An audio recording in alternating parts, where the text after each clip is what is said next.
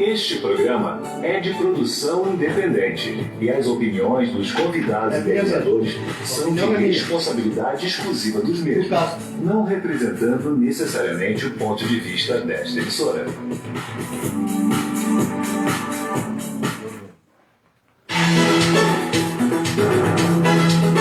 A partir de agora, na Tia Alegrete, programa Crônicas de Alegrete, um programa que coloca em pauta temas de interesse da comunidade. Crônicas de Alegrete, oferecimento construtora alegretense com a realização de obras urbanas e rurais. Rua Maurício Cardoso, 1467. Fones 3426-1307 e 99112-7633. Campanha e Pirocai tem para venda touros Shorton e Angus e carneiros Corredale. Super Gasbras, na Avenida Caraju 348, com pé de entrega pelo 3422-1993. Super Gasbras, a mais antiga de Alegrete. Nosso guia 3422-0101. Informação de qualidade.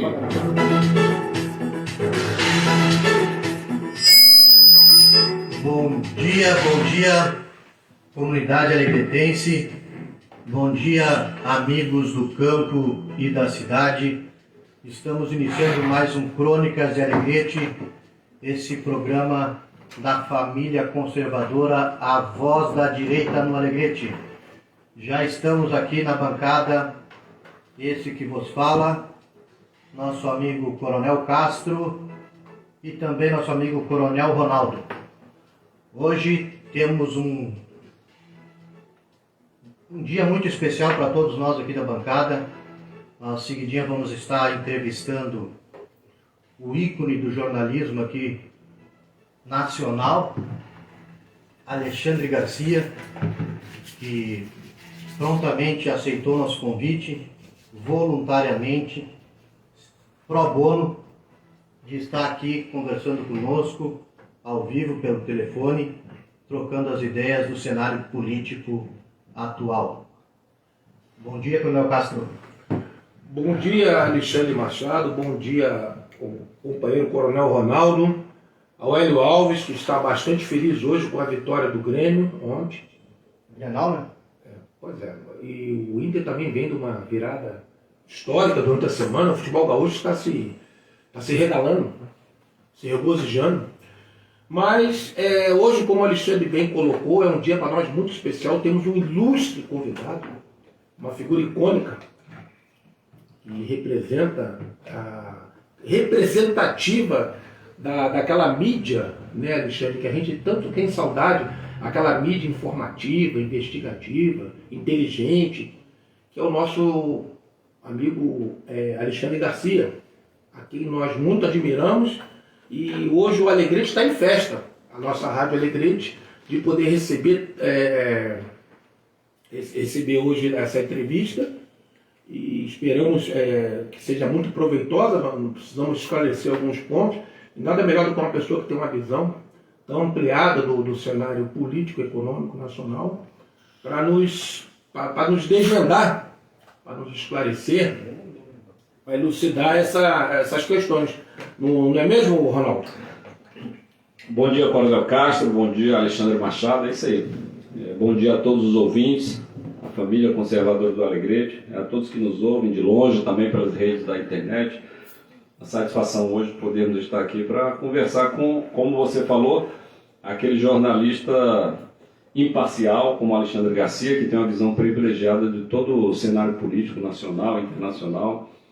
E podemos então trazer para o Alegrete, digamos assim, um resumão, né, Castro e Alexandre, de todo esse contexto que nós vivemos. Então, sejam todos bem-vindos ao nosso programa. Até às 11 horas estaremos aqui no ar. Certamente uma manhã muito proveitosa para todos nós. Bom, nosso amigo Hélio Alves ali está fazendo contato telefônico, enquanto nós aguardamos aqui essa comunicação. Vamos adiantando a pauta de hoje, pois a gente obviamente vai tentar aproveitar o máximo do tempo possível para que possamos tirar do Alexandre Garcia as informações que nós esperamos, né? O conhecimento dele a gente sabe que é vasto, um homem que já tramitou por diversas rádios, por diversos canais de televisão, agora por último esteve na CNN e agora está na Jovem Pan. Inclusive, Alexandre, a respeito do que você está falando, Alexandre, é interessante a gente pontuar uma questão. Para quem não acompanha muito de perto, o Alexandre Garcia, assim como alguns outros jornalistas independentes, digamos assim, como o próprio Lacombe, foram, entre aspas, dispensados, né, pela grande mídia por suas opiniões mais abertas, mais independentes. Porque existe hoje em dia uma espécie de um consórcio de imprensa. Inclusive, o jornalista respeitado também, J.R. Guzzo, ele fez um tweet ontem criticando esse consórcio de imprensa. Ele diz o seguinte, abre aspas, imprensa com um veículo só, como o Pravda da Rússia ou o Grama de Cuba, é imprensa de ditadura. O consórcio de veículos é o maior esforço já feito pelos órgãos de comunicação brasileiros para se conseguir uma situação desta natureza. Ou seja, o que ele está resumindo nesse tweet dele aí? Que hoje em dia os diversos órgãos de imprensa, isso não é só no Brasil, é no mundo inteiro, nos Estados Unidos, enfim, as grandes redes de comunicação, elas têm uma espécie de cartilha, em que elas rezam essa cartilha, né, Caixa? Então, a informação que você ouve numa, normalmente é que você vai ouvir em todas, sobre um determinado viés. Pois é, Ronaldo, até indo ao encontro que tu está falando, vou dar um exemplo clássico disso aí. A gasolina, para quem não sabe, a gasolina baixou, e baixou muito. Você vê a grande mídia dando relevância a essa notícia? Você vê a grande mídia enaltecendo, por exemplo, esse esforço que foi feito pelo Congresso, pelo Executivo, para tentar reduzir o impacto, né, da alta dos combustíveis no bolso dos brasileiros. A gente não vê a mídia dar nenhum tipo de espaço para essa notícia, na verdade, não é? Exato, é histórico, né? Isso aí, normalmente o que acontece é justamente o contrário. Os governos aumentam os impostos em momentos de crise, como esse que nós estamos vivendo, uma crise mundial, como foi a do Covid, nunca antes vista, depois já seguido com uma guerra, e tem também o efeito pós-Covid, que é o fecha tudo, fica em casa, e o efeito está aí. Né, quebrou as cadeias logísticas, quebrou as cadeias de produção e hoje em dia os produtos aumentaram muito de preço. O petróleo também em virtude de guerra, enfim. A inflação é mundial nos Estados Unidos, faz 40 anos que não havia inflação tão alta. Né?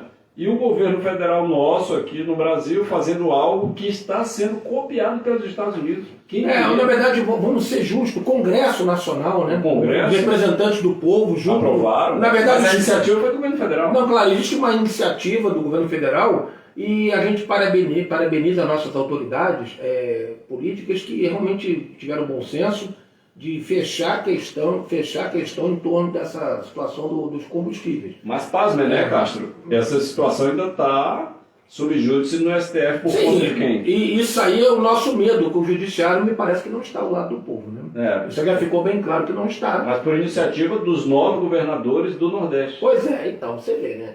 Que são contra a redução de imposto. Claro, tudo é judicializado. Agora, você falou uma coisa realmente muito interessante, que em momentos de crise, normalmente o Estado ele quer arrecadar mais, ele aumenta os impostos, taxas de impostos, no intuito de fazer caixa, até sob o argumento de enfrentar, de ter meios, equipamentos para enfrentar a crise. Normalmente ele precisa de mais dinheiro, de mais recursos. No entanto, o que a gente está vendo hoje é o governo abrindo mão dessa arrecadação, em prol de um bem maior, que é a manutenção dos brasileiros, a manutenção dos lares, que está muito...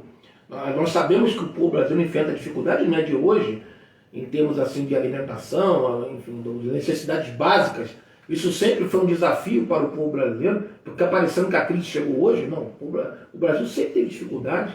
Nós temos uma quantidade muito grande de brasileiros que vivem em situação de pobreza. Abaixo da linha da miséria diminuiu muito nos últimos anos, mas ainda tem gente que que está em situação de risco, de vulnerabilidade social e econômica, e qualquer governo tem que ter os olhos voltados para esses segmentos que precisam muito dessas políticas públicas de desoneração, com o intuito realmente de facilitar um pouco as coisas num momento tão difícil, que são os momentos de crise. E essa crise ainda não acabou.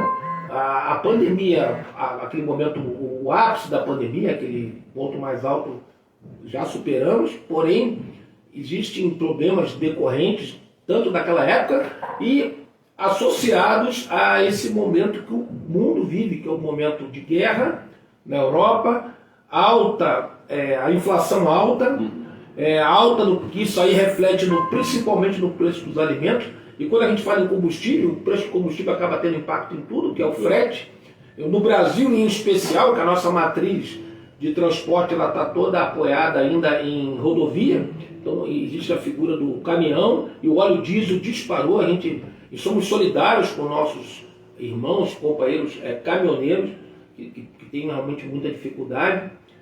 Isso aí vai implicar quase que inexoravelmente no aumento do frete e terá impacto certamente no preço dos produtos que chegam à nossa casa, não só à nossa mesa, mas produtos de uma forma geral, que nós consumimos, todos eles, ou a grande maioria, se não todos, são transportados por via terrestre. Né, Ronaldo? Exatamente. E, surpreendentemente, né, Castro, apesar de todo esse cenário caótico aí, internacionalmente falando e nacionalmente também, o Brasil não cansa de progredir nos vários aspectos, tanto seja no combate à criminalidade, seja na melhoria dos índices econômicos. O país saltou de 13ª para a 9ª economia do mundo, em plena crise. É quase que inacreditável isso. Apenas o quê? Gestão, corte de corrupção. Então, melhorou os índices, se tornou, se não me engano, o 4º ou 5º maior destino de investimentos financeiros estrangeiros, né? Então, o Brasil está sendo um grande destino de investimento financeiro, internacionalmente falando, né? Enfim, todos os aspectos estão melhorando graças ao esforço conjunto, como você bem falou, do Executivo quanto do nosso Congresso, em aprovar medidas como o marco do saneamento, o marco das ferrovias. Agora está lá essa PEC, chamada PEC da bondade, né, que aumenta o Auxílio Brasil de R$400 para R$600, dá apoio também de R$1.000 para o caminhoneiro. Enfim, são uma série de benefícios aí que estão previstos nessa PEC, que estava para ser aprovada ontem para votação e não foi votada, né? Então se postergou para segunda-feira. Vamos aguardar então que ela seja aprovada, que é mais um pacote de benefícios aí na veia, direto na veia do cidadão, né? Não passa por ninguém. O PIX foi outro grande benefício para o cidadão comum, né, que atinge todo mundo, aumentou o acesso, inclusive dos informais, à economia, sem passar pelos bancos necessariamente. Então, é uma gama de pacotes aí que o governo federal tem, junto com o Congresso, tem espalhado pelo Brasil e trazendo benefícios diretos para a população. Essa situação o povo brasileiro, de repente, não tem essa visão. O Brasil é uma das maiores populações do mundo. Nós temos uma população de cerca de 213 milhões de habitantes, segundo o último censo.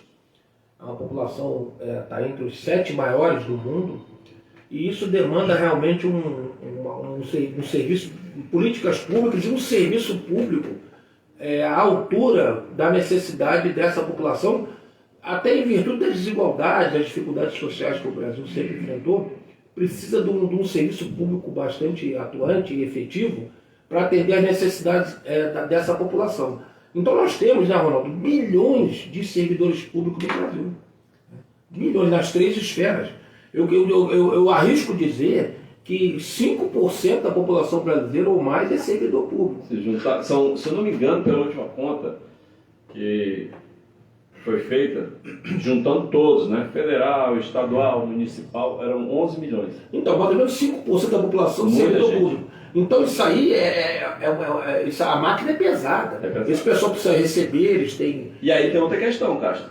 outra marca desse governo atual, além de desregulamentar, desburocratizar, é a informatização do serviço.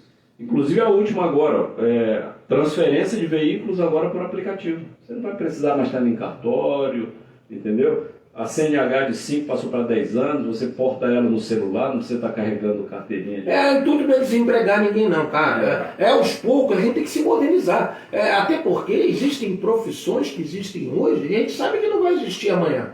É natural que aos poucos isso aí, essa modernização, surgirão outras profissões e algumas que existem hoje desaparecerão naturalmente. Doutor Machado, tem uma consideração para nós? Não, nós estamos tentando ali, nós estamos com problema no telefone, lá, na ligação de lá, a gente está tentando contato com a assessoria para ver se consegue ir com um outro telefone para que a gente possa falar, né, em razão de que o fixo está com problema. Então, a gente continua, vamos conversando. Obviamente, se nós não conseguirmos falar a tempo, tranquilamente ele deverá agendar uma nova data, né, para que a gente possa fazer esse debate que a gente vem negociando já há bastante tempo, já faz uns 3 meses, conseguimos ajustar essa data, mas infelizmente a tecnologia não nos está favorecendo. Então vamos conversando, conforme se restabeleça ali a situação, o nosso grande amigo Hélio Alves vai transferir aqui para nós. Castro, então a gente tinha algumas questões também para pontuar sobre a situação econômica do momento que a gente vem vivendo, o Brasil, o mundo como um todo, né? A gente sabe que há muitas críticas em razão da alta de preço, em razão da inflação, em razão de tantas situações que não há como serem planejadas do dia para a noite. Obviamente, um planejamento de qualquer governo não tem como tu prever uma situação de uma pandemia e logo em seguida vir uma guerra como aconteceu aqui no mundo inteiro, né? Que praticamente paralisou a economia por 2 anos. Mas a verdade é que a gente está vendo que algumas ações foram feitas, em especial o preço do combustível, a gente já está vendo nas bombas o que de fato haviam dito e todos criticaram que iria baixar. Hoje em Alegrete a gente encontra gasolina a 6 e... A menos de 6. Menos de 6. E Santa Maria mesmo está 5,79. Lá em Santa Maria, o preço da gasolina. Obviamente tem que ver o que está acontecendo com o preço do óleo diesel, que teima em não baixar, mesmo com todos os esforços aí dos níveis de governo, teima em não baixar, e agora está vendo essa PEC aí para tentar minimizar a situação de quem trabalha. E é óbvio que nós não podemos atacar um incêndio com um copo d'água. Então as pessoas, muitos políticos, não têm esse discernimento de que a situação é extremamente diferenciada no momento que nós vivemos. Hoje é até imoral e vamos dizer até questionável a ética da pessoa que vai chegar a ensinar qualquer coisa que se faça hoje tem conotação eleitoreira. Se tivesse vivendo momentos de calmaria como a gente viveu nos últimos 20 anos, que nada de grande impacto, nada que desse um giro de 180 graus, aconteceu. Então, se tu chegasse ao final do governo e não tivesse planejado, tivesse que tapar buraco aqui, fazer alguma coisa dali, tudo bem. Mas não. A gente ficou 2 anos com a economia parada em razão de uma pandemia. Quando a gente achou que a economia ia reagir, veio essa guerra lá que botou o mundo de pernas pro ar. Ninguém sabe quando isso vai parar, até onde vai avançar. Então a gente precisa de atitudes emergenciais. E isso não é situação... isso aí vai ter... Não, isso aqui é até dezembro, gente. É para tentar minimizar o sofrimento de quem está trabalhando. Mas tem gente que acha que quanto pior, melhor. Melhor, com certeza. Mas, meus amigos, eu tenho outra questão também que não sou eu que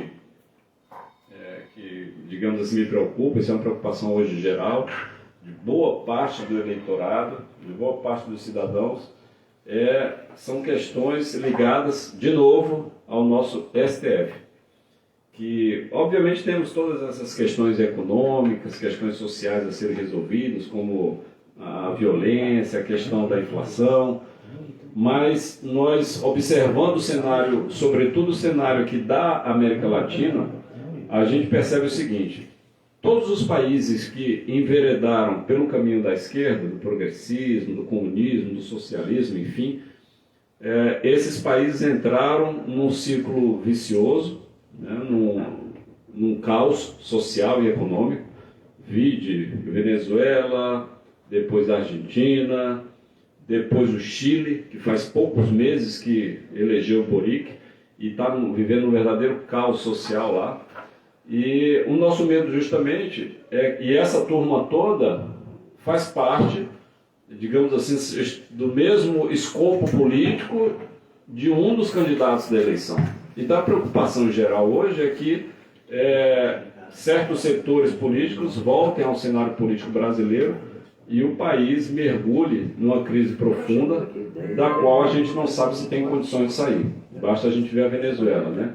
A Venezuela era um país excepcional, elevadíssimos índices econômicos, era conhecido como a Arábia Saudita da América Latina, porque é um dos grandes países produtores de petróleo, um país riquíssimo, com um litoral ali no Caribe, destino turístico, inclusive de muitos brasileiros.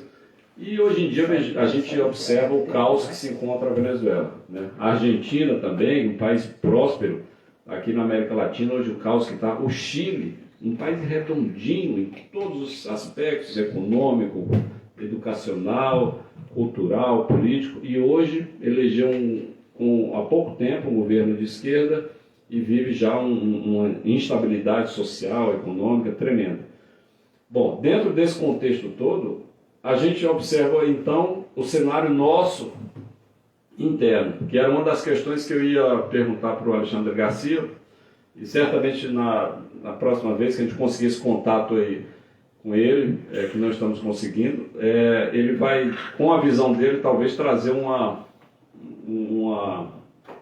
digamos assim, um posicionamento, né, mais amplo do que está acontecendo. Nós temos aí um Supremo Tribunal Federal que se manifesta claramente aí, em várias ocasiões, em palestras, em artigos, em declarações, né, que se manifesta por um lado. E nós temos aí marcado, isso aí foi divulgado essa semana, um congresso, um evento em Nova York, logo após as eleições, em novembro, chamada Brazilian Conference. E boa parte dos ministros do STF estarão palestrando nesse evento lá em Nova York. Ou seja, aqui no Brasil nada, né? Lá em Nova York. E a fala deles é o quê? É economia em um novo governo. E aí isso aí deixou toda a mídia ouriçada durante essa semana com esse questionamento. Ora bolas, se nós não tivemos ainda eleição, como assim um novo governo? Já se proclama um novo governo, né, Alexandre? Então, é essa questão que muita gente se faz hoje em dia, que eu gostaria de perguntar para o Alexandre Garcia. Como é que pode isso, né, Alexandre?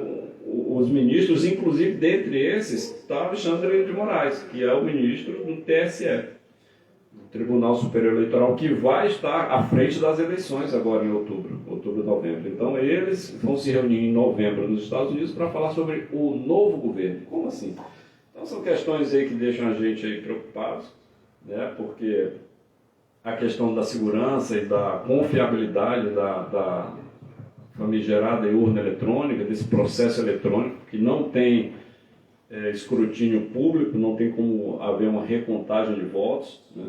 Então essas questões aí estão sendo colocadas e pululam hoje em dia aí no discurso, no debate político nacional, né, Alexandre? O que você acha dessa questão aí? Realmente ficou uma situação até perante o mundo extremamente constrangedora, porque até que se prova o contrário, embora os ministros do STF se julguem um ser supremo, né?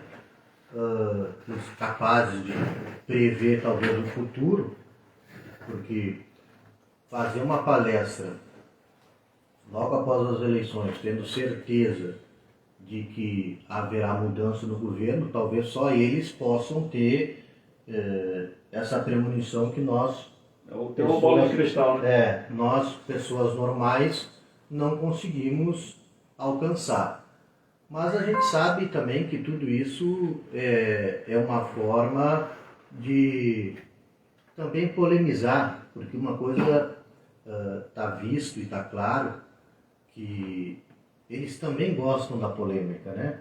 Eles gostam de atiçar, de aguçar, estão o tempo inteiro tentando que o governo possa se desestabilizar, vamos dizer assim, avançar o sinal ou sair das 4 linhas, para que eles tenham argumentos possíveis de tentar fazer a reviravolta que desde o início eles estão tentando fazer. Mas nós precisamos seguir em frente, obviamente que haverá denúncia e haverá denúncia para que essas situações sejam melhor esclarecidas. Nós vamos fazer o seguinte agora, Coronel Cláudio, nós não vamos tentar mais restabelecer essa ligação, até porque vai ficar muito pouco tempo, nós não vamos aproveitar, a gente pede desculpas aos ouvintes. Né? Diz que o Alexandre Garcia teve que sair às pressas, não está em casa.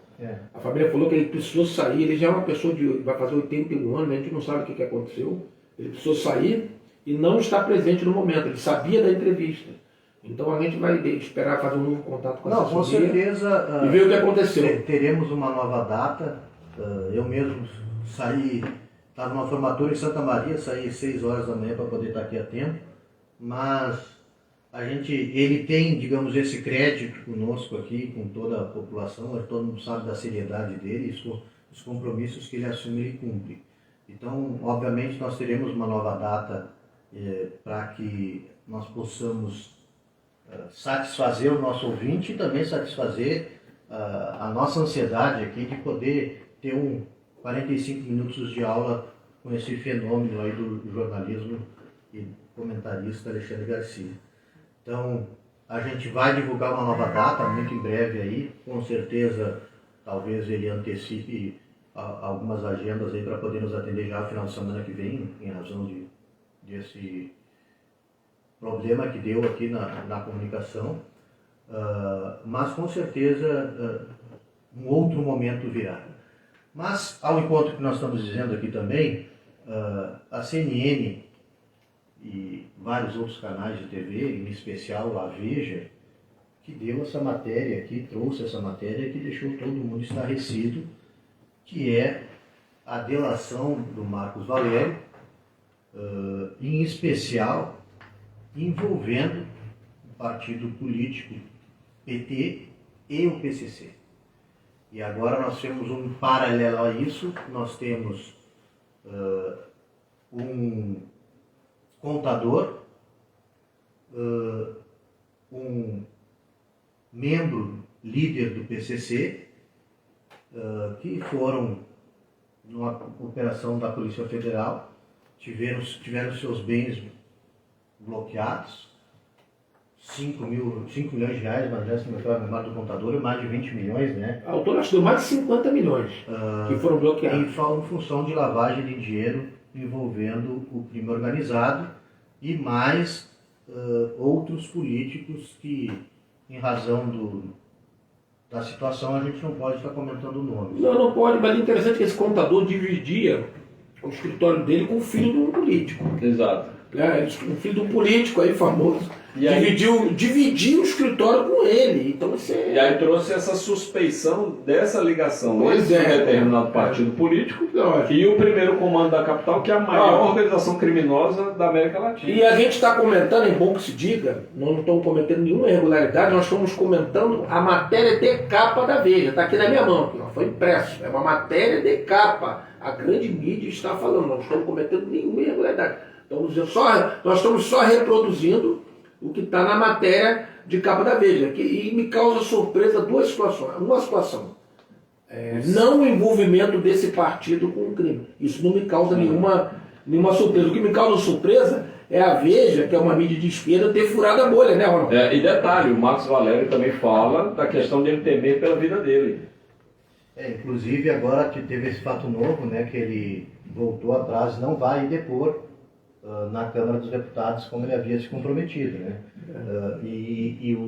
A alegação dele é que ele está temendo pela vida. Inclusive, os deputados ali mesmo já acenaram com a possibilidade de a Câmara, né, colocar ele num programa de proteção de testemunha para que ele não tenha todo, digamos o seguinte, esse receio de esclarecer os fatos, até porque a gente não pode esquecer que o que ele está falando, o que a Veja e agora toda a grande mídia está pondo à população aí, está entregando essas informações à população, vem de uma delação premiada que, foi homologada. Tudo indica, o STF se viu obrigado a homologar. Não, se viu obrigado a homologar, é o seguinte, ele reacende aquela discussão nessa delação, inclusive citando o mandante do assassinato do prefeito Celso Daniel, lá de Santo André, né? Então, isso é matéria de capa da Veja, nós estamos só lendo o que está aqui. O pessoal nos acompanha pelo Facebook. Pode olhar, a matéria que está aqui, ninguém está falando nada, estou falando que está aqui é a matéria, tá bom? Não estamos citando nomes nem nada, mas isso é uma discussão, isso aqui é complicado, o cerco, viu, o meu amigo Alexandre e meu amigo Ronaldo, o cerco está se fechando. É como o próprio presidente fala, né? Essa eleição não é só de uma ideologia contra outra, de um partido contra outro, é a luta do bem contra o mal. E eu achei até interessante a fala dele, se não me engano, ontem, lá na Brigada Paraquedista, na formação de novos militares paraquedistas lá no Rio de Janeiro. Sim. E aí sabe o que o Bolsonaro falou, Castro? Ele diz o seguinte, abre aspas, né? Estamos prontos para defender a nossa pátria para aqueles que querem nos arrastar para o obscurantismo. E esse povo, assim como não vive sem oxigênio, não pode viver sem liberdade. Pois é, isso aí também é uma coisa que está na mídia, tá, gente? Olha só, não estamos fazendo campanha para ninguém aqui, não. Isso é matéria. Nós estamos comentando matérias que a mídia está divulgando. Agora, em relação ao sistema socialista, e aí eu gostaria de falar a respeito do seguinte, uma pergunta que eu já fiz várias vezes aqui neste programa, isso é um assunto já recorrente, mas mais uma vez eu gostaria de trazê-lo de novo à baila e fazer essa pergunta para você, meu ouvinte, minha ouvinte, você que está sintonizado nas ondas amigas da nossa Rádio Alegrete. Uma pergunta que eu faço para você, você que é de direita, você que é de esquerda, você que é de centro, ou que não tem tanto interesse em política, mas simpatiza com os nossos debates, a pergunta que eu te faço é o seguinte, me diga, por favor, me mostre um país no planeta chamado Terra que o modelo socialista, comunista, deu certo. Um país que seja próspero, a população viva com liberdade, viva com fartura, que tenha um país que funcione bem sob a égide dessa doutrina socialista. Eu queria que me mostrasse um caso, um case de sucesso. Se me mostrar apenas um, eu nunca mais falo mal aqui da esquerda no programa. Eu quero um. Agora, por que o pessoal acha, tem gente que acha que esse modelo falido, modelo natimorto, é uma coisa que não, é uma utopia, é uma quimera. Como é que tem gente que ainda acha que isso vai dar certo no Brasil? Será que o povo brasileiro merece isso, doutor Machado? A gente sabe toda a situação, nós tivemos a oportunidade de conhecer e acompanhar aí tudo que vem acontecendo na América do Sul. Os resultados são visíveis e estão ao nosso alcance. Se alguém tem alguma dúvida... Vai na Argentina aqui, pô! Vai a Libres ali, conversa com qualquer empresário ali de Libres. E detalhe, só fazendo um parênteses aqui, Alexandre, acabei de ler aqui, a Argentina sabe quanto foi a inflação essa semana? Quanto a subida de preço? Só essa semana, em torno de 20%, só com a troca do ministro da Economia. 20% em uma semana. O pessoal desesperado nas prateleiras, comprando tudo, porque acham que vai sumir tudo da prateleira. Gente, é isso que o Brasil merece, não é possível. Não é só isso. Eu estive lá recentemente e dá dó, sabe? Não é. A gente tem toda essa rivalidade com o povo argentino, mas a torcida deles, para a gente, é até afagante, vamos dizer assim, porque a realidade deles é como eles dizem. Hoje o governo aqui nosso está querendo taxar os brasileiros para que os brasileiros não venham comprar aqui. Mas se vocês não vierem aqui, nós não temos para quem vender. A realidade é que o nosso povo perdeu completamente o poder aquisitivo. Nosso dinheiro não vale nada. O Castro até chegou bem faceiro, até vou contar uma parábola aqui para a gente descontrair um pouco. Obviamente baixou um pouco a moral da tropa aqui, com a expectativa que nós estávamos, mas o Castro chegou lá e recebeu um monte, umas 30 pesos. Umas 4 cédulas de pêssego. Aí chegou para a senhora ali e aí ela chegou e disse assim, isso aí não consegue comprar muita coisa aqui. Não, vou falar que ela falou para mim. Aí ele chegou e disse assim, então faz o seguinte, então eu não tenho que fazer com esse dinheiro, me dá tudo de bala. E ela chegou a dar uma bala. Uma bala. Ela chegou na minha senhora e falou assim, eu fui dar os 30, eu tinha recebido os 30 pesos de troco. Eu fui comprar um vinho, aí quando eu fui lá no buraco, no famoso buraco, eu fui comprar uns alfajor, um negócio lá, aí eu cheguei com os 30 pesos, a mulher falou, não, quero essa minha. Falei, mas porque isso não vale nada, eu quero real. Eu falei, então me dá esse de bala, quantas balas dá? Me deu uma bala. E não te pegou dinheiro. Não, e foi a bala que eu já estava com ela na mão, então tem quantas balas eu levo? Então eu já fui com essa daqui, vou garantir pelo menos essa. É aquela história, o que o socialismo, o comunismo distribui na verdade, promete muita coisa, mas a única coisa que realmente, ou melhor, as únicas coisas que realmente distribui é pobreza e controle social. Para o povo, para os líderes, para os chefões não, aí é como a gente vê nesses países. Inclusive ali, quando tu vai fazer a migração, eu estava conversando ali com a senhora da Receita Federal do lado do Brasil,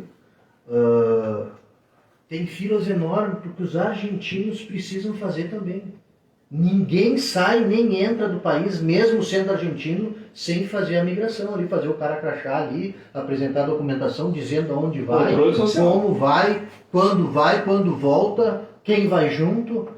É incrível. Então a fila está grande exatamente porque assim como nós brasileiros temos que nos curvar lá e fazer toda essa burocracia, isso serve para eles também.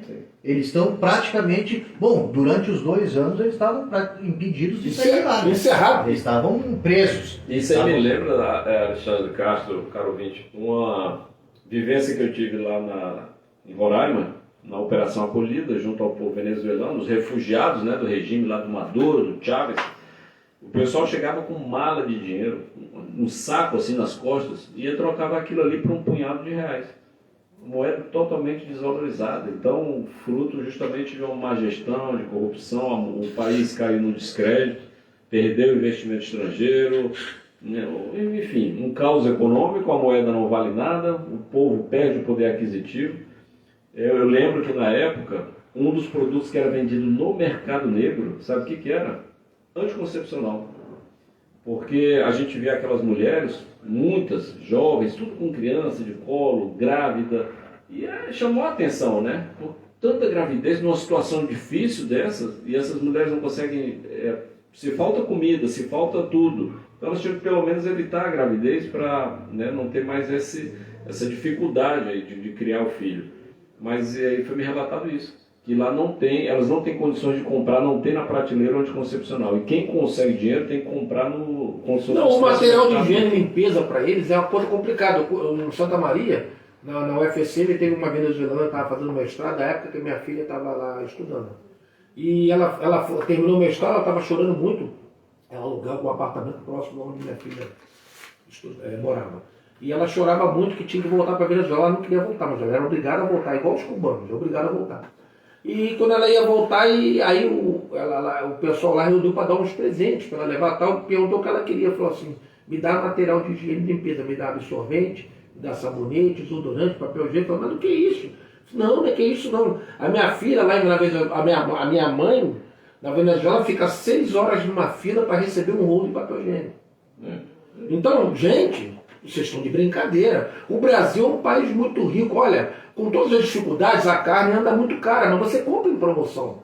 A carne já baixou, teve mais cara. Em Alegrete... Já existe ainda aqui. Existe, sábado e domingo. Você vê aquela fumaça em cima da cidade de Alegrete, todo mundo queimando a sua carninha. Vocês acham que algum país do mundo faz churrasco? O único país do mundo que faz churrasco é o Brasil, o Uruguai, que a Argentina já não está fazendo mais, porque eles não têm mais dinheiro. Mas aqui a gente come uma carne, aqui tem comida em abundância. Vocês querem acabar com isso tudo? Tem muitos países na Europa, Castro, né, primeiro mundo, que a gente fala, tem gente que come carne 1 a 2 vezes por semana. E olha lá, e é hambúrguer, carne processada. Você acha que é carne in natura, boa, que nem a nossa? Esqueçam. Nós somos o Brasil é protagonista na produção de alimentos. Nós somos um país rico, um país farto. E vamos ser mais ainda. Vou dizer Mais pra vocês, ainda. a informação fresquinha que está tendo uma rede de protesto enorme na Europa, principalmente na Holanda, porque em virtude de uma agenda ambientalista, né, que é a nova ordem também, a nova bandeira da esquerda, o ambientalismo, de diminuir as emissões de gases, etc., diminuir o impacto ambiental, que eles dizem que o agronegócio gera, estão tentando limitar, diminuir a produção de alimentos na Holanda. E isso está gerando uma greve, quase uma guerra civil lá. Minha irmã mora lá, me relatou isso aí também, e por conta dessa questão da restrição de produção de alimentos na Europa. Então, por isso que o Brasil está assumindo cada vez mais esse protagonismo na produção de alimentos. O agro nosso ainda já foi falado, né, pela chefona lá da FAO, que é o órgão das Nações Unidas para a Alimentação, que se não fosse o Brasil, o mundo teria passado fome nesse pós-pandemia. E não se enganem, viu, minha gente? O Fidel Castro, quando morreu, fizeram o inventário, ele tinha uma fortuna de bilhões de dólares. Tá? Então, no meio dessa pobreza toda, no regime socialista, as elites... É do povo, né? As elites não falta nada para as elites. Eles vivem no capitalismo pleno. Na mais absoluta a fartura, a abastança. O povo é que entra na fila para mendigar aí 1 quilo de alimento. Então vamos abrir os olhos. Vamos abrir os olhos, povo brasileiro. Mas também, né, Coronel Castro, a gente percebe recentemente, agora, quando começou a estourar o caos na Venezuela, a mídia mostrou, né, o Maduro, quando ele estava em outro país, né, tinha saído da Venezuela, quando estava num banquete, com talheres de ouro e não sei o que mais, e o povo comendo cachorro, comendo no lixo, tirando comida do lixo. É uma coisa tão deprimente. Filmaram um cidadão numa graxeira. Lá não tem mais cachorro e gato, sabia, na rua? Comeram tudo. Numa graxeira, tirando sobra de arroz e coisa para comer. E aí o grande líder deles lá, comendo um banquete, ele estava hospedado num hotel lá de não sei quantos $1.000 lá a diária, e o povo está lá. Então, essa é uma realidade dura, mas que a gente vai ter que começar a analisar. A gente precisa olhar com bastante atenção, porque depois não adianta chorar o leite derramado. A gente tem os argentinos aí que estão vendo tudo o que está acontecendo e a gente está vivenciando isso com eles, porque eles desabafam conosco quando eles veem que é brasileiro, né? Então, nós queremos aqui agradecer aos nossos ouvintes, em especial aos nossos patrocinadores, Supergás Brás, Construtora Alegretense, Cabanha Ibirocai, o nosso guia e também a SEAC Gestão do nosso amigo Vitorino Iruti, que também nos auxiliam bastante nesse programa. Eu queria mandar um abraço lá para o nosso amigo Piolho, nosso guia, que está sempre também nos dando esse suporte aqui com a matéria, nosso publicitário, né? Se ele não está em Manoel Viana, deve estar indo para lá, né? Então, mais uma vez, nos desculpar, fizemos exploramos bastante a informação dessa reportagem. Nós já recebemos mensagem ali da assessoria de imprensa, que estão logo restabeleça esse contato com o Alexandre Garcia para a gente fazer uma nova agenda, mas tenho certeza que, assim como esses que estão aqui desse lado têm palavra e essa entrevista vai ocorrer, a mesma coisa acontece com o Alexandre Garcia. Então, um bom sábado a todos, um abençoado domingo e que Deus nos proteja. Tá bom, um grande sábado a todos. Um abraço a todos, bom fim de semana.